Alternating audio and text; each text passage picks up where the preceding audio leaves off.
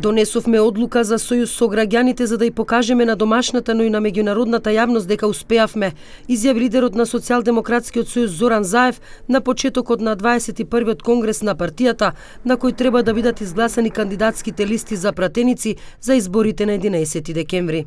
Во името на раководството на Социјалдемократскиот сојуз на Македонија и во името на граѓаните на Македонија, денес од вас ја барам поддршката Сојузот на СДСМ и коалиционите партнери со граѓаните да излезе заедно на изборите на 11 декември и заедно да ја донесеме историската победа на граѓанска Македонија. Имаме шанс да создадеме блескав парламент во кој народот ќе има власт. Тој парламент ќе избере честна и одговорна влада на народот.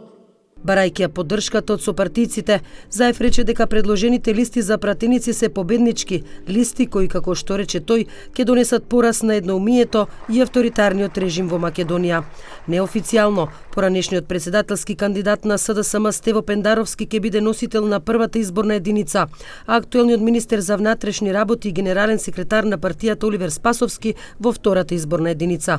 Во третата изборна единица носител ќе биде дополнителниот заменик министер за земјоделство, шумарство и водостопанство Љупчо Николовски, а четвртата изборна единица е резервирана за лидерот на СДСМ Зоран Заев.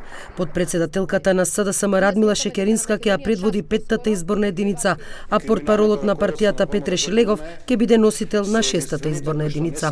Од непартиските имиња на кандидатските листи се поизвестно е дека ќе се најдат граѓанските активисти Павле Богоевски, Ивана Туфекџиќ и Ирена Стевковска.